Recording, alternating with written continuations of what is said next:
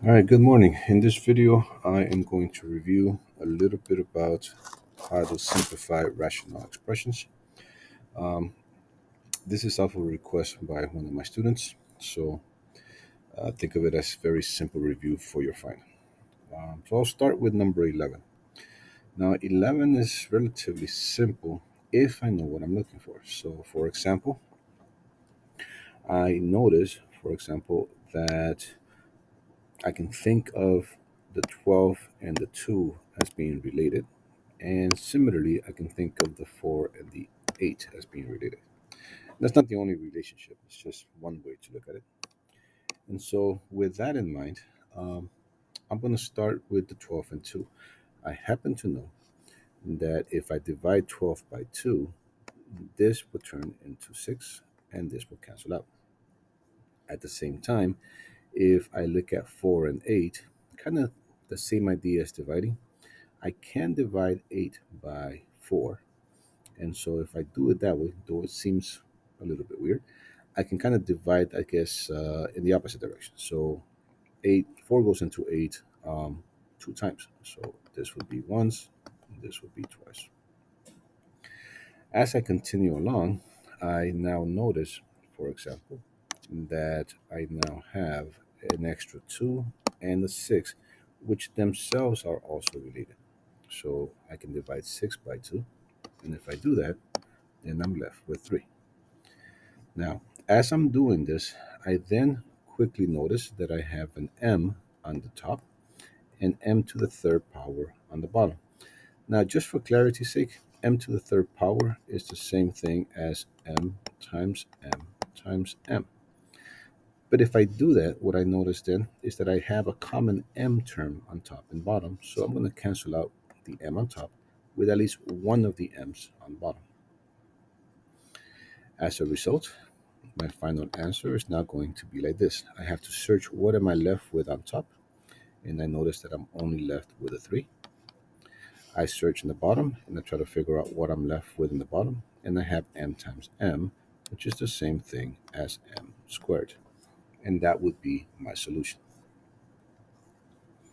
Okay. The next question I'm going to review is going to be number 21, so I'm going to go there.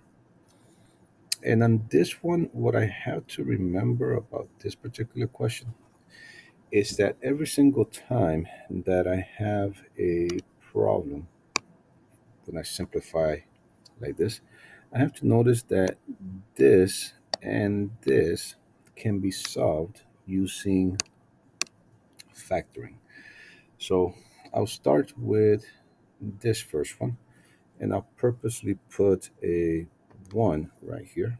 And I'm going to say that this and this are going to multiply, and I'll make space here on the side, and I'll put it like this. So 1 times 42 is 42. And in the bottom on the addition part, I'm going to have negative 13. With that, I'm going to come up with two numbers that I hope to make equal to 42 and add up to negative 13. The first thing I think about is 6 times 7. I happen to know that 6 times 7 is 42, and 6 plus 7 is 13. But because the 13 is negative, that forces me to have both of these as negatives. My end result is that now down here, the answer turns into x take away 6 and x take away 7. Now, I did forget one little note. In front of the x squared, I have 1, and so I should have put the 1 here. And that's why if I do my factor form, it allows me to go ahead and rewrite it in this form. So let me see if I can clarify that in the next one.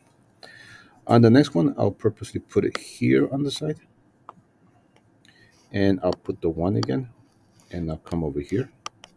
This time, I want this to multiply to make 49, and at the same time, on the bottom, they have to add up to negative 14. This one's a little bit easier than the other one in that I happen to know that 7 times 7 is 49, and 7 plus 7 is 14. But the same deal as earlier. They have to be negative, so this is negative, this is negative. I know negative and negative is positive, and negative plus a negative in this case would be a negative 14. Take a look at the 1 that's in the front, and I'll put a 1 here.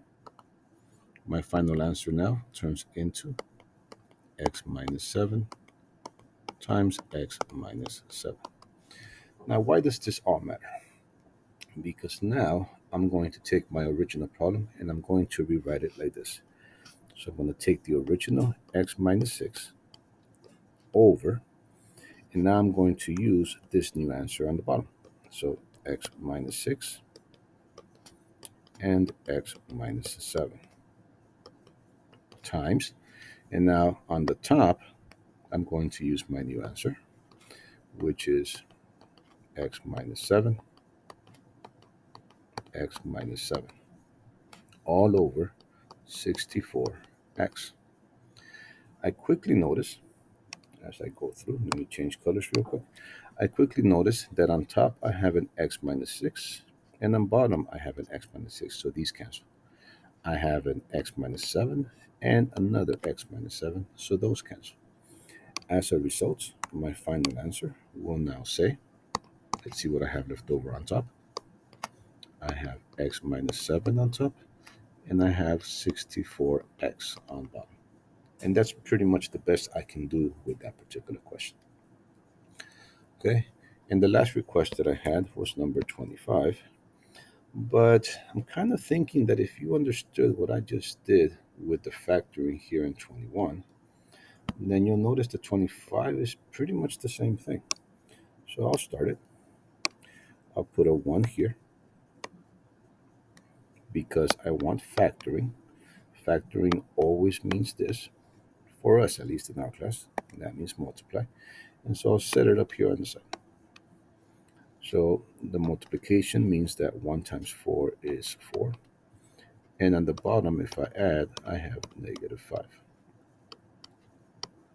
Unfortunately, this one is not necessarily difficult. It's just a little tricky. I have to remember that 4, I usually would think of it as 2 times 2.